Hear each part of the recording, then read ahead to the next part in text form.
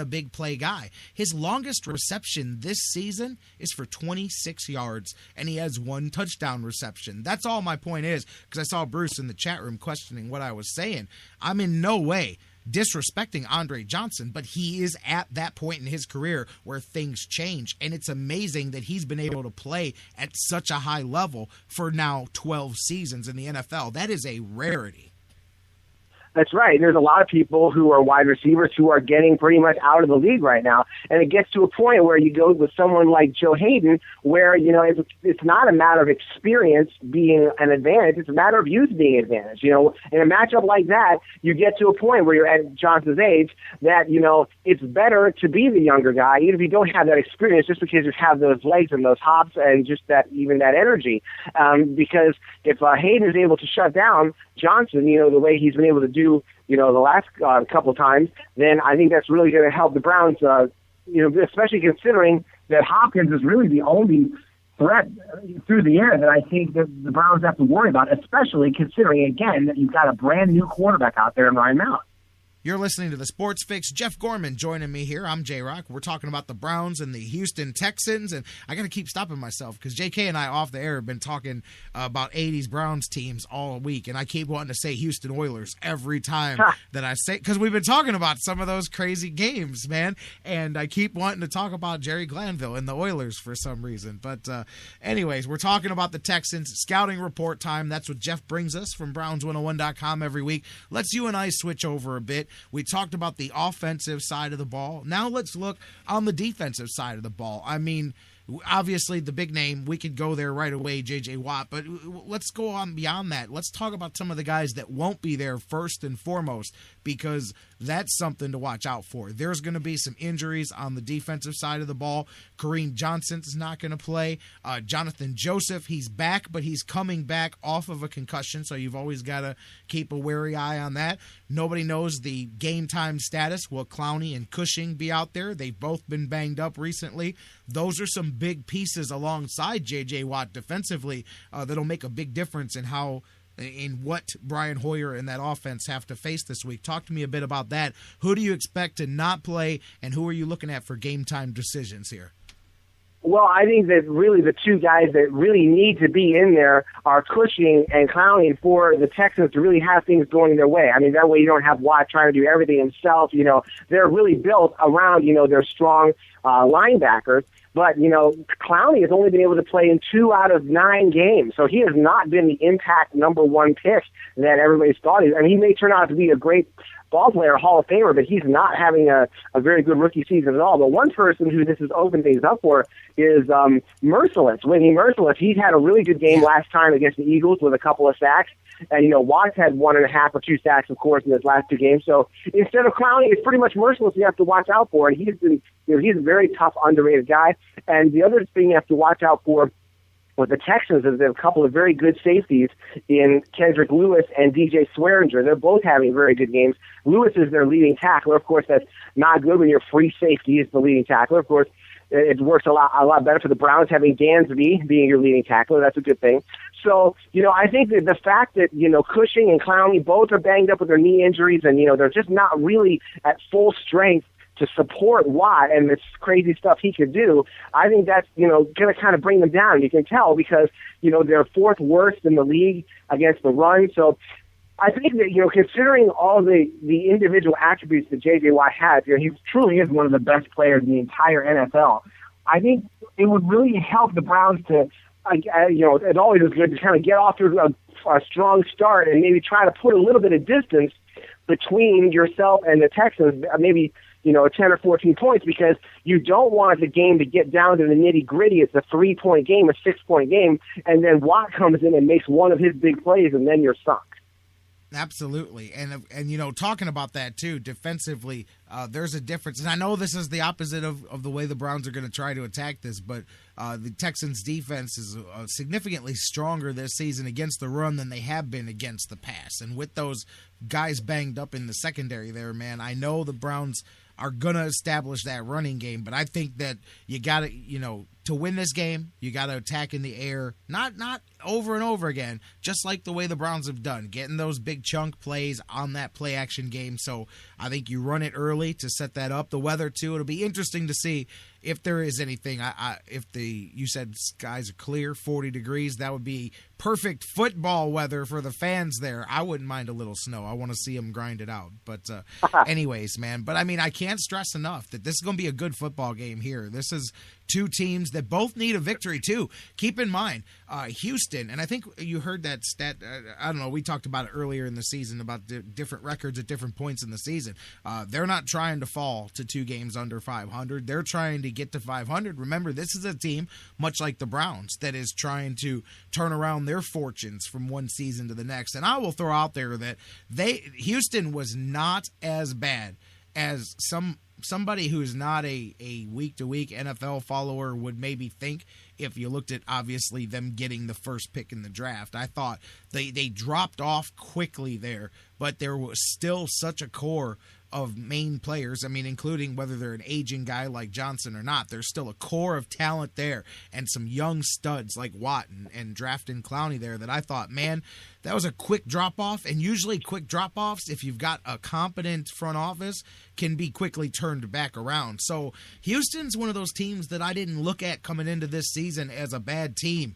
I looked at them as a good team that just hit one of those years where everything went south and we just got to hit the reboot button and come back next year stronger, because before that, traditionally, they had been building into a very competent franchise. You know, I think that's a very good point, because we've seen a couple other instances of that.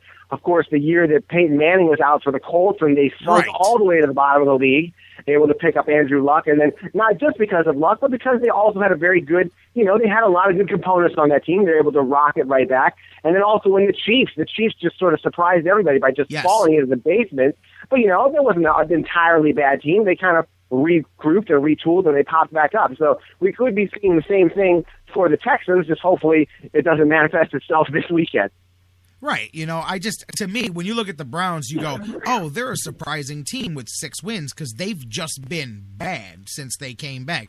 To me, you look at Houston and you go, oh, wow, they got the first pick last year. They're 4-5. No, that's not surprising. That's where they should be, because they're not anywhere near as bad as their record ended up being last season. So going to be a good one here, man. We've kind of looked at some of these different things on both sides. First off, in your scouting report here, is there anything else that you've got circled that we hadn't touched on yet? I know we've kind of been all over the place with the injuries, the offense, the defense. Anything else that you wanted to spotlight here for Houston?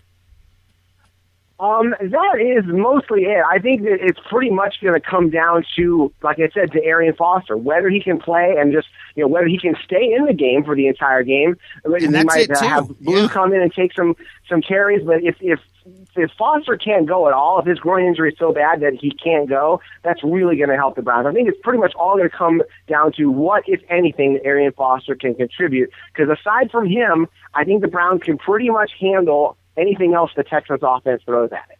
Yeah, I mean, and don't forget, I like I said, Alfred Blue, good running back, but there's a difference between 5+ a carry and less than 3.5 a carry. There's going to be a drop off. I think if it's Al Blue, because you got to realize that's a rookie running back too. Even though he's got some skills, that's a rookie running back, man. I sell out at that point. At that point, I get much more aggressive with my game plan. To me, if I'm the Browns and it's 12:59 and Arian Foster's not going, we're pinning the ears back and we're going to attack Ryan Mallett, and we're going to rattle this kid early, and we're going to try to shake him up, not even let him get comfortable.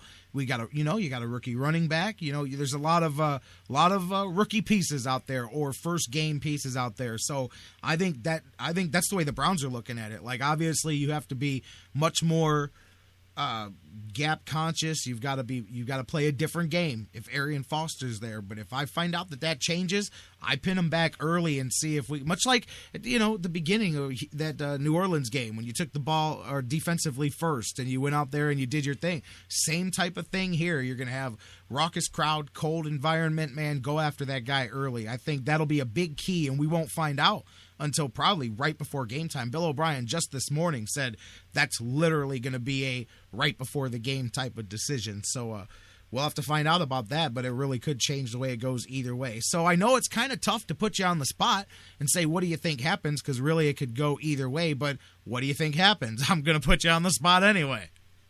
Well, I'd like to think that this would be a real easy game and the things would just go super smoothly and we would pretty much cruise, but it's never really that easy. No. It should be a game that we win something like 26-9, but I think it's going to be just a lot closer than that because the Texans do have some good components. They've got some guys that can. Maybe now it might throw a couple touchdowns. I mean, they just weren't really happy with Fitzpatrick. He wasn't doing terribly, but I think they knew what they had with him, and we're not going to get any further with Ryan Fitzpatrick. We might as well try Mallet out there. So there's a chance that Mallet could go crazy. There's a chance that Foster could get in there and do well. I have a feeling that, it's going to be a little bit tougher than usual, but I think that the Browns overall are going to be able to pull it out. It's probably going to be a little bit too close for comfort, but I think the Browns are ultimately going to come out on top 23-17. Yeah, I think so. I think second half, the Browns put a couple of good extended drives together. And to me, the key is doing your game plan, beating them early, running some more, attacking them with the rock, and then in the second half, keeping them off balance with the play action. Because once you've got them off balance, Kyle Shanahan has shown that him and Hoyer can go out there and rock it. When they have the defense guessing, then they go back and forth. And really, I got to admit, because I was not, and there's still issues I have with some things that Kyle Shanahan does, but he's really won me over in other ways as far as the rhythm of the way he calls the game once it gets going. Now, obviously, sometimes when things don't get going, then you make some questions and you go, I don't know why he did that. But when they get in rhythm, I go, man, this guy, when he's rolling, man, he can call some plays, and he does a good job of keeping the other team off balance. So that's what they'll have to do in the second half, open up those plays. Cameron, just like we talked about Foster, any contribution from him to me is a plus this weekend too, because you probably went into the game expecting not to have him, and now with him able to get a little bit of practice in, maybe. I'm still not 100% sure, and I'll be honest, if I'm even iffy and I'm the Browns, then just hold tight, because I got to say Gary Barnidge, Jim Dre have done an A-plus knockout job of filling the gap, and that's what you want your second and third string guys to do. So I have no problem going with them. Look, when Gary Barnidge went up and got that catch on the 3-yard line last week, he validated a lot of the things that I told people about him in the offseason. When I said, man, Gary Barnidge can play. He could start at tight end on a lot of teams, man, and Jim Dre could too. I'll never forget guys telling me when they signed Jim Dre, I had 3 different people say, that guy won't make the squad by the end of the preseason. I said, you're nuts. I said, man, do you even know who Jim Dre is? He's not a star. He's one of the better blocking, pass-catching, under-secreted tight ends in the NFL, and the Browns fans are finding that out. He's just a quiet guy that is a good fill-in piece. He's a complimentary piece is the best way to put it. So if Gordon, if Cameron can't go, so be it. The other 2 guys will fill in. But if he does play, that is another weapon for Hoyer to throw to out there. So I'll tell you what, Jeff Gorman, we're going to find out, man. We're just 48 hours here or so from kicking this thing off officially, actually. And I'm excited, too. Should be fun. And I still say, man, it's going to be one of the better environments this season and since the Browns came back, man, because that crowd, this is their first chance to say, hey, what's up? You guys went to Cincinnati. What did you bring us back? More than a T-shirt. You brought us back a victory, a big one. So I think the crowd's going to be fired up, and you got to hope. If I'm the Browns, I'm kicking off. If I win the toss, I'm kicking off, and I'm putting the defense out there like we did against New Orleans and letting them dogs start barking.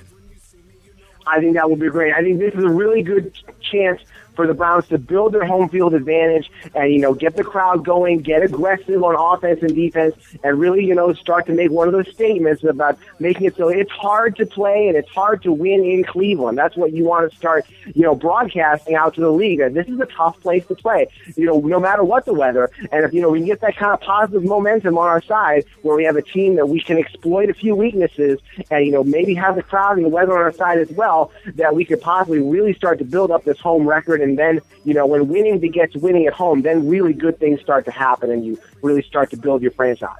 People nowadays that talk about history and the old Brown Stadium and they mock it. I look some of the bloggers and they talk about all the urine smells and it was a terrible place. And guess what? Nobody wanted to play there.